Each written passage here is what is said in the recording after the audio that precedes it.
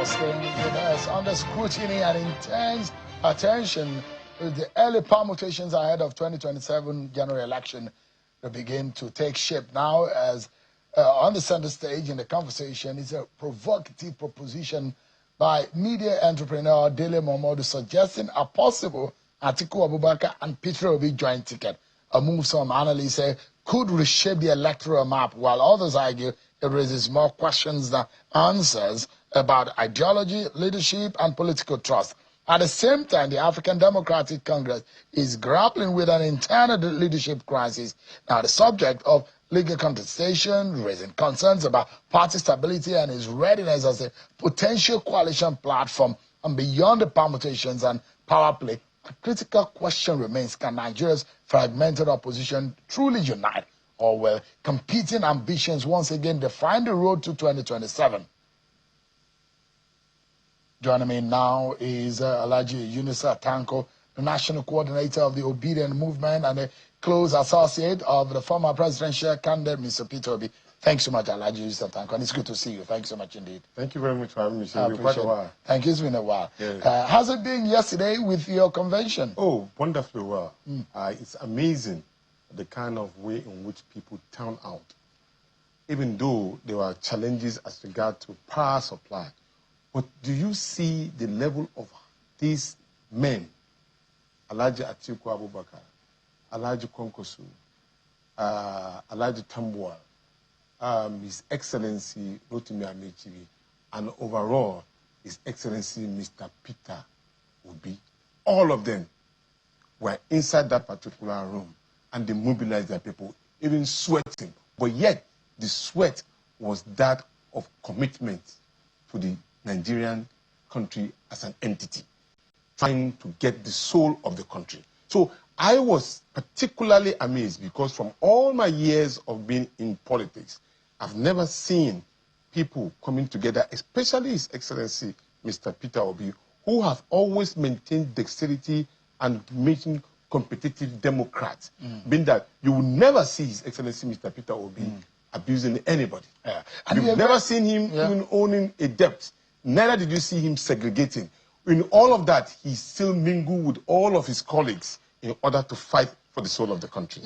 And you're a very experienced politician. You being on the ballot as a presidential candidate of the National Conscience Party. Correct. So you know, you understand, you know the intrigues, and you've also worked closely with Mr. Peter Obi. But with the ADC embroidered in all this leadership issue and the legal tussle, is it a viable platform for any serious coalition? For any serious coalition, coming together of this gladiator give you a pathway to winning election. And I say this with all level of sincerity. Now, at a point in time in 2023, we were rolling a solo run. But today, there's a conglomerate of these particular individuals who want to work together. So I was amazed when you listen to the issue of, they said, status quo ante. So I consulted my lawyer. And then he told me what it means is that you return back to the situation where you were before any war. And in this case, Bala Nafiu did not take his case to court until on the 29th of September. After the 29th of September, when Colonel David Mark was already handed over. They handed over the leadership of the party to him and Aregbe Shola. So within this month, they have already been acting. Then he took his own case to court in September. Yes, if I'm not making a mistake, yes, it took his court to September 2nd. And that means that going back to status quo ante, meaning that when David Mark and Rauf Aregbe Shola were in position, so there is no any kind of foul play, or even the court that you are talking about a while ago, saying that they went back to status quo ante. So the people who were in position, who wrote to INEC, was David. So and in the real sense of it, I'm sure that the court is referring to, and the court says, do nothing until we resolve this matter, because the court order is saying, if you go ahead court, and if everything goes on, the rest, which is the subject matter, is going to be affected. So hold everyone until you determine the matter. And the court said, don't do anything, because part of the court order is not only to return to status quo, it's saying hold on. But as it is right now, it does look like more confusion and direction. Let me ask you, frankly speaking, now, so invariably from yesterday, from your own point of view, there is no more caretaker committee. It's now a national working committee led by David Mark and Secretary Raouf Aragbeshola. Confirm. And, and Nafi Bala and Leke Abejide, some of them were expelled, suspended from the party. Confirmed. Yesterday, there was a motion move and they were expelled from the party. But INEC was not present there. That is what we need to clearly correct. Because the position of INEC was that they have a mandatory to be at that particular convention. Why they choose not to be, they are the ones that have run foul of the law. Okay, let me ask you, what lessons did Peter Obi and your movement take from the 2023 election that will shape your 2027 approach? Good. We identified that we needed to work very closely with the northern part.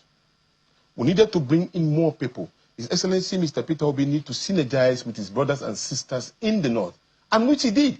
Immediately after, that's why I've never seen, all my years, I've never seen a politician who has kept the opposition on their toes like His Excellency Mr. Peter Obi. So gradually, he started mixing up with his people in the north, visiting them, being with them when they are doing their fasting period, celebrating with them when they are doing Salah period, celebrating with both Christian and Muslims. He didn't differ because they are Muslims and Christians. So has anything changed in who Peter Obi is in terms of his clout, profile nationally across the Niger?